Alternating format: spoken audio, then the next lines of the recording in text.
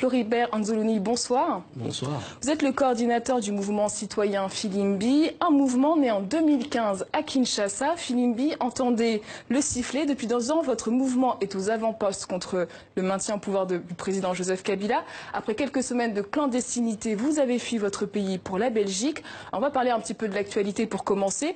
Nikki Haley, l'ambassadrice américaine auprès des Nations Unies, a enfin condamné les violences du 31 décembre. Elle a déclaré, je cite, « Entendre des rapports de brutalité et de cruauté envers des civils innocents et des enfants dans des lieux sacrés est absolument horrifiant ». Encore une condamnation, donc. Est-ce que vous ne trouvez pas que la communauté internationale est dans une forme d'impuissance et se répète en vain? Absolument. Permettez-moi de commencer mon intervention par rendre hommage aux compatriotes qui ont été massacrés, qui ont été tués le 31 décembre dernier par les milices et les mercenaires du régime très clairement dictatorial de M. Kabila. Je rends hommage à ces compatriotes. Je transmets également les condoléances aux familles et aux proches de ces compatriotes. Ensuite, pour ce qui est de la communauté internationale, je tiens à commencer mon intervention par préciser quelque chose qui n'est jamais très bien compris. La RDC, les Congolais ne demandent pas à la communauté internationale de faire notre travail à notre place. Nous ne demandons pas à la communauté internationale d'agir à notre place. Nous ne demandons pas la permission de la communauté internationale pour agir.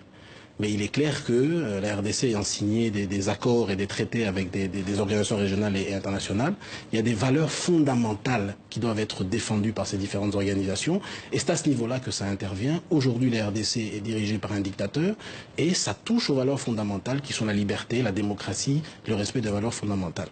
Ensuite, pour ce qui est de l'intervention de Mme Haley, oui, effectivement, ce qui se passe aujourd'hui, c'est que nous avons affaire aujourd'hui à un dictateur qui est allé jusqu'à réprimer, rendez-vous compte, réprimer des messes catholiques en pleine journée, la veille du réveillon du Nouvel An. C'est un acte qu'on n'a jamais vu en République démocratique du Congo. 167 paroisses ont été encerclées, attaquées avec une dizaine de morts. Donc très clairement, nous espérons avoir une réaction beaucoup plus forte. Aujourd'hui, M. Kabila devrait simplement ne plus être reconnu comme président de la République. Alors 5 membres de votre mouvement ont été aussi arrêtés le 30 décembre à Kinshasa. Ils faisaient du porte-à-porte pour mobiliser pour ces marches du 31 décembre. Est-ce que vous avez de leurs nouvelles aujourd'hui? Pas de nouvelles. Carbone Béni, qui est le chargé du réseau national, et 4 autres militants, effectivement, étaient enlevés. Ne dites pas arrêtés, ils ont été enlevés le 30 décembre, pendant qu'ils sensibilisaient dans les quartiers populaires. Vous ne savez pas où ils sont en détention? Nous ne savons pas où ils sont en détention. Nous n'avons aucune nouvelle de nos amis. Par contre, nous avons reçu une information plus ou moins précise disant qu'ils étaient à l'Agence nationale de renseignement, sous le contrôle direct de M. Kalev Mouton, l'administrateur, et qu'ils subiraient en ce moment des tortures pour leur faire avouer finalement des faussetés. Donc voilà la gravité des choses. Nous ne savons pas, nous ne savons même pas s'ils sont en vie aujourd'hui. Et c'est cela qui est très grave. À Kananga également, 12 militants de la Lucha, la même chose. Combien de personnes arrêtées selon vous aujourd'hui? Aujourd'hui, il y a des dizaines de personnes qui sont toujours arrêtées. Pour ce qui est de Lucha et Filimbi, vous avez une vingtaine d'activistes aujourd'hui qui sont arrêtés, accusés d'atteinte à la sûreté de l'État. Alors aujourd'hui, où se place votre mouvement Filimbi au sein de la contestation anti-Kabila? Où elle se situe? Le mouvement Filimbi se situe très clairement toujours dans le camp du changement. Aujourd'hui, nous avons exigé d'abord que la Constitution soit respectée avant le 19 décembre 2016, ce qui n'a pas été le cas, et nous exigeons très clairement le départ de M. Kabila. Ce qui se passe aujourd'hui avec la mobilisation de l'Église catholique à travers les laïcs catholiques, c'est la suite logique de ce que les mouvements citoyens ont commencé depuis plusieurs années, poursuivi il y a quelques mois avec le manifeste du citoyen congolais, dont vous avez probablement entendu parler. Donc il y a un mouvement citoyen, Absolument. Le vôtre, il y a aussi la Lucha, qui est un mouvement citoyen qui est plus ancien. Vous vous ressemblez beaucoup, hein, tous les deux, vous prônez une lutte non violente pour le changement. Aujourd'hui, c'est quoi la différence? Nous sommes globalement complémentaires. La Lucha est née à une année ou deux, en 2012, on va dire 2 ou 3 ans avant le mouvement Filimbi, qui est né en mars 2015. Nous sommes très complémentaires et d'autres mouvements sont nés par après. Vu la taille de la RDC, il est important que les mouvements se multiplient. Est-ce que vous n'avez pas l'impression de marcher en ordre dispersé à l'image de l'opposition traditionnelle? Pas du tout. Pourquoi vous ne vous réunissez pas? Nous nous réunissons, c'est-à-dire qu'aujourd'hui nous avons un cadre plus ou moins informel qui nous permet de mener des actions ensemble, d'agir, de coordonner nos actions. Ça c'est une première chose. Deuxième chose, la RDC, c'est 6 fois la France et donc à un moment donné, il faut pouvoir atteindre les différentes couches de la population un peu partout à travers le pays. Donc c'est important que Pourquoi pas une seule entité alors? Non, c'est une question de stratégie, une question de moyens, une question de grandeur. Encore une fois, si vous voulez aller aujourd'hui à Goma, par exemple, il vous faut prendre un avion et il faut faire 2h30 d'avion pour arriver à Goma. Donc très clairement, il faut avoir des moyens suffisants, une logistique suffisante, et c'est une stratégie qui est quand même bien réfléchie. On va évoquer maintenant le rôle de l'Église. L'Église a démontré sa capacité à mobiliser lors des marches du 31 décembre.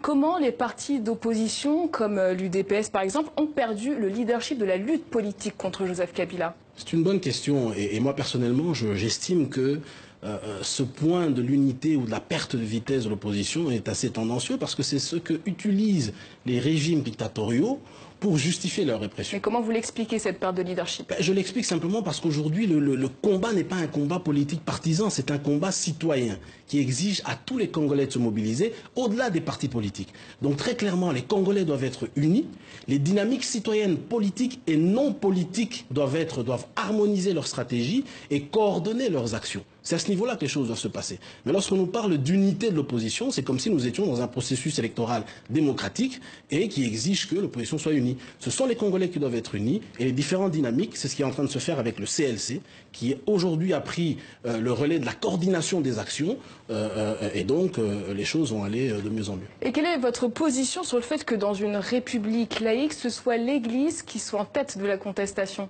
Tout d'abord, ça ne nous dérange pas du tout parce que les évêques, les prêtres et tous les membres, nos prêtres aux évêques, sont avant tout des citoyens. Et donc, ils ont une responsabilité citoyenne avant tout. Le pays est en danger aujourd'hui, nous sommes revenus à une dictature, donc ils doivent intervenir. Deuxièmement, l'Église a une responsabilité sociale, on ne le dit jamais assez. L'Église doit s'assurer que les chrétiens, les croyants et même les non-croyants s'engagent de manière pacifique dans le respect des règles, dans le respect des lois, dans le fonctionnement de l'État, dans le fonctionnement du pays. Et aujourd'hui, le pays, je le répète, est en danger. Donc très clairement, il y a une valeur fondamentale qui est en train d'être complètement détruite, qui est le respect de la Constitution, qui est le respect du principe de l'alternance, qui impose que l'Église s'implique dans ce processus. Donc vous vous rangez derrière l'Église? Nous ne nous rangeons pas derrière l'Église. L'Église se range à côté de la population congolaise, à côté des citoyens congolais. Nous agissons depuis plus de 2 ans et l'Église a décidé de se ranger à côté de la population. Alors vous avez lancé le 18 août le manifeste du citoyen congolais, un appel lancé depuis Paris. On écoute la déclaration du professeur André Mbata. Ici, ce sont des citoyens qui se sont réunis, je dis, ce ne sont pas des leaders politiques. Nous nous sommes donc réunis pour réfléchir sur notre pays, nous le faisons partout, réunis dans un cadre pacifique.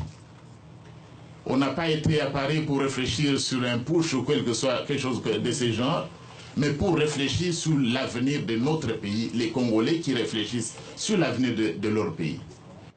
4 mois après cette initiative, quelles ont été les actions concrètes qui ont été menées? 4 mois après l'initiative, vous avez la naissance du CLC, de la coordination des laïcs chrétiens. En fait, le manifeste de Paris n'est pas une organisation. Vous avez financé le comité laïque? Nous ne l'avons pas financé, c'est la suite logique du manifeste. Parce que le manifeste a fait 2 constats. Le premier, c'est de constater que la responsabilité de la non-organisation des élections incombe à M. Kabila, au dictateur, comme j'appelle aujourd'hui, dictateur Kabila.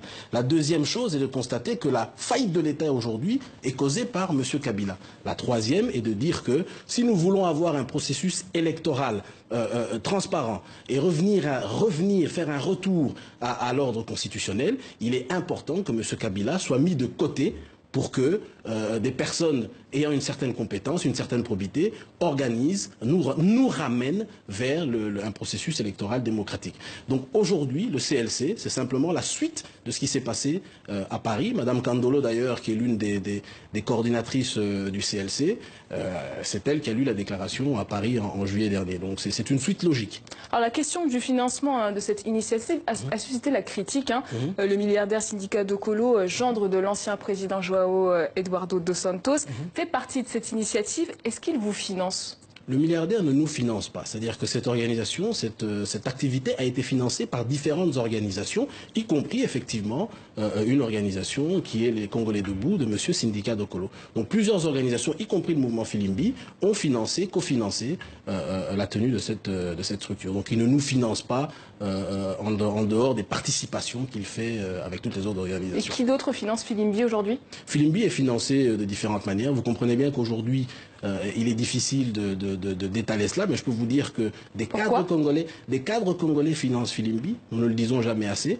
Des cadres congolais financent Filimbi, des partenaires traditionnels financent Filimbi. Filimbi est financé, ça c'est une chose importante à dire, est financé par des fonds légaux et qui sont obtenus de manière tout à fait Pourquoi il faut taire des noms dans ce cas? Pardon? Pourquoi il faut taire des noms dans ce cas? Question de protéger simplement. La grande partie de nos financements vient, je vous assure, de la RDC, et il y a des gens qui doivent être très clairement protégés. Alors aujourd'hui, vous souhaitez renverser un pouvoir politique et en même temps vous vous dites apolitique. Est-ce que ce n'est pas une position qui est difficilement tenable? Nous ne sommes pas apolitiques, nous sommes non partisans. C'est-à-dire que très clairement, nous agissons dans le secteur, dans le segment politique. L'alternance est un segment politique. Mais nous sommes non partisans parce que nous sommes liés à aucune structure, parti, plateforme politique et nous ne soutenons aucun candidat politique. Mais très clairement, nous sommes un acteur de la société, mais un acteur politique. Nous jouons notre rôle de citoyen. Vous vous placez où sur l'échiquier alors? Nous nous plaçons du côté de la société civile parce que nous ne sommes pas partisans, c'est extrêmement important. Nous ne soutenons aucun candidat, aucune structure politique, mais nous agissons sur des questions politiques parce que tout citoyen a la responsabilité et le devoir de s'investir dans les problèmes politiques. Sinon, les conséquences sont celles que nous vivons aujourd'hui avec la dictature de M. Kabila. Alors, opposition et société civile, tout le monde est d'accord pour le départ de Joseph Kabila. Mais qu'est-ce qui se passe le jour où Joseph Kabila s'en va? Qui prend la relève? Ne vous en faites pas. Les Congolais sont assez ingénieux pour organiser l'après-Kabila. Écoutez, au Burkina Faso, le président Compaoré est parti. L'État a continué à fonctionner. En RDC, on ne peut pas donner cette stratégie-là aujourd'hui. Ce qui est sûr, c'est que les différentes forces, je peux vous assurer, les différentes forces politiques et sociales travaillent sur l'après-Kabila depuis plusieurs mois. Et je peux vous assurer que les choses sont plus ou moins avancées. Est-ce qu'il y a une alternative crédible à Joseph Kabila dans la classe politique telle qu'elle est aujourd'hui? C'est au peuple congolais d'en décider. C'est-à-dire qu'aujourd'hui, nous ne sommes pas dans une phase électorale. Il y a des candidats qui se sont déclarés. D'autres se déclareront le moment venu. Ce sera au peuple congolais de décider de la qualité des candidats qui vont poser leur candidature. Filimbi soutiendra un candidat si ça se présente? Filimbi reste un mouvement non partisan. Filimbi comme structure, comme mouvement, reste non partisan, donc il ne soutiendra aucun candidat. Mais très clairement, les militants, les activistes de Filimbi, en tant que citoyens, prendront des positions. Est-ce que Filimbi peut avoir un candidat pour terminer? Non, Filimbi, encore une fois, Filimbi est non partisan et restera, ça on vous l'assure, Filimbi restera un mouvement citoyen non partisan parce que le fonctionnement de l'État exige que des citoyens engagés qui ne soutiennent aucun acteur, aucune structure politique, continuent à s'engager, à contrôler, à suivre et à monitorer finalement le fonctionnement de l'État pour s'assurer que les décisions qui sont prises, c'est très important, bénéficient et profitent à la majorité des Congolais, des citoyens. N'oubliez pas que la jeunesse congolaise représente 60% de cette population et c'est celle-là qui est négligée et c'est celle-là qui intéresse le plus Filimbi. Est-ce que vous avez prévu un retour en RDC bientôt? Tout dépendra. Vous savez, j'ai officiellement été, je fais partie des pseudos emblématiques qui ont été graciés lors de la signature de l'accord de la SENCO. Mais comme vous le savez, cet accord n'a jamais été respecté. Et donc, voilà. Mais bien sûr, je compte rentrer en RDC et je m'y prépare. Le moment venu, j'informerai. Ce sera la conclusion de notre interview. Merci Floribert Nzuluni. Je rappelle que vous êtes le coordinateur du mouvement citoyen Filimbi. Merci à vous. Merci d'être venu. Merci.